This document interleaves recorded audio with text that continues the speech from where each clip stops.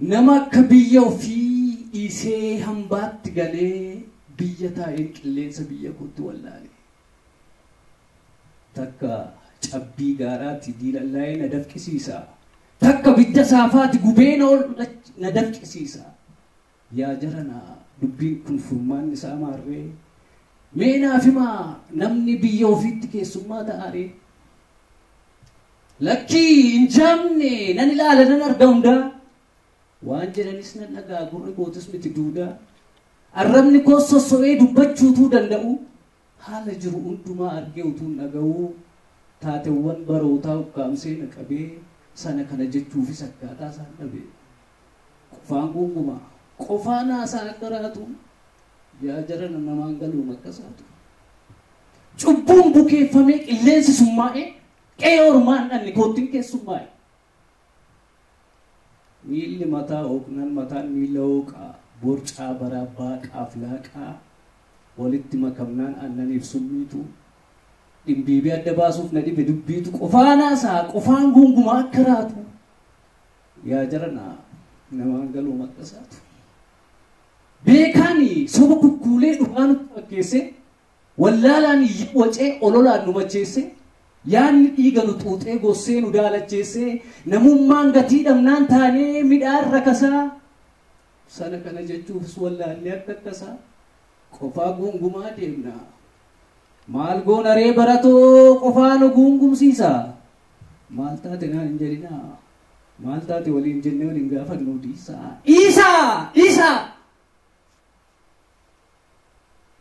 Takka cabbii takka yalloo roobaa. Akkasni tittiifaa. Yeroo isaatti hin dhiisne ganna akkuma durii waqtii eegee dhufa. Garuu maal godharee roobuus lafa hin jiisne. Sanyiin koo biqileenaan hin gammachiisne sakaan qorruutu waadhee funaannate.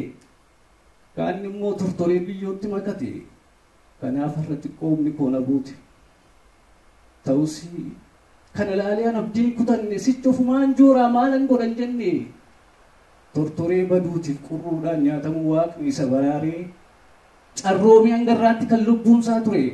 Kallatti hundumaan walga'ee utuu roobee biqiluunsaan oolu sanyii nani dhaabe gaaf tokko firii isaanan ciradha yaabee jechaan jira arras akka koo kaleessaa lubbuun abdii kootii duuteen baane keessaa carraan jireenya koo boris joora taatu du'ee badu malee utuun lubbuun jiru tasabdii koon kutu ikkutu.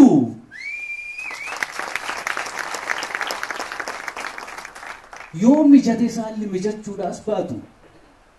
Dirqama ofii beeknaan isa uumamanii dhiisanii akka hin teenye garaan hin boqotu. Wanuma turtiru, wanuma suqsuqu, wanuma tiratu, biqilaatti joora yoobsan gaaf tokko firii isaa ciratu. Naan jennaani sammuun koo bulchaa qaama kootu. Utuu garaachi koo ofiisaan wal riguu midhaan sobaa nyaadhee bishaan sobaan dhugu. Jedheen kaayyoo kootiif waadaa hin cabne seene. Beela'eera garuu garaan koo nammoone nan godhinis waaqni nama garaan moote amman burqaa dhugaa waraabee obaasutti saba koo dheebote.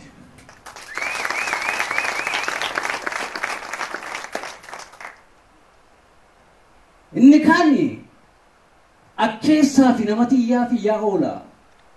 Waanuma wanta isaan beekne dachii raasee qeegoola. Inni kaani kan dharaati fakkeessaadhaaf yaa oola. Beeka utuunuma beekuu beekaa dalgamaqsee miliqsuudhaaf dhugaa abbaa dhugaa jala. Inni kaanis gaaffii qaba dhugaa jalaa bannaan iyyaa. Gaafatee gaaffii isaaf deebii argachuuf gaaffii sabaa gaaffii biyyaa.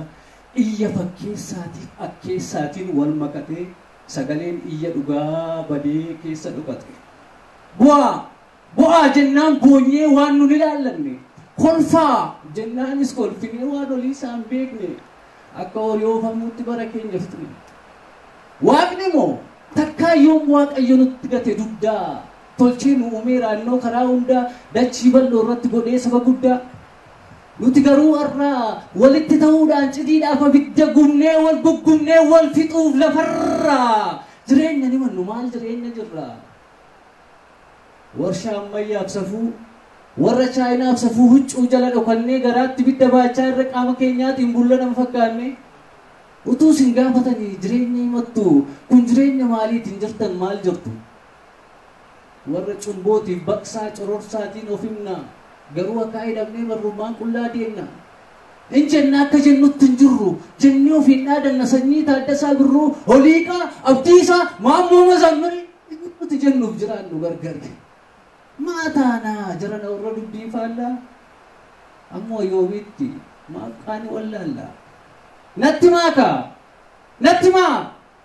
Daa'imman dargaggoota. Nama guddaa tarii yookiis maanguddoota. Maddumti isaa eessaa laata? Doofaa dhaareessa barnoonni itti irrate. Moo yookiinis inni alaasa barate. Biqiltuun isaa eessaa kaanaan dameen isaa cimeelate. Natti maakaa. Abaluudhaan jedhaa ka aadaa keenya safuu keenya nawwaale akka saba abdii qabnee yaada keenya ni takaale. Na barsiisaa ka warri beektan burqaa sana wallaale. Beekaa keenya jennee namtichi sabdannu. Gonfoo beekumsa isaa ofirraatii gutee gaafa iddoodhaa dhabnu. Maal dubbannu? Mee maal jennu? Natti maakaa akkas wayyanaan jedhaa ka malee beekaan keenya kaayyoo isaa dagatee dirqama lammummaa dhiisee achi gatee wallaalaa gowwoomsee dubbii waliin dha'ee foonsaa gabbifachuuf kan jiraatu ta'e. Gaafa kana yeroo kana falli rakkoo saba jooree natti maakaa eenyu daree. Isa kaan wallaalaatu na buuse. Waan beeku jedhee amanee beekaa irraatii dhiisee hojii beekaa bakka bu'ee mootora ol ciniinsise. Erga mootorra ol ciniinee konkolaataan deemuu didee lafa biyyaa utuun ga'een dubbiin rakkoo nutti fide. Beekaan suba kukkuulee dhugaa nutti fakkeessee wallaalaan iyyee wacee ololaan nu macheessee yaanni dhiiga nu xuuxee gossee nu daalacheessee namummaan gatii dhabnaan taanee midhaan rakasaa sana kana jechuufis wallaallee akka akkasaa qofaa gongumaa deemna. Maal goonaree baratoo qofaa nu gongumsiisa. Maal taate naan hin jedhinaa kaa maal taate waliin jennee waliin gaafatnu dhiisa. Ulfaadha isinin jaalladha.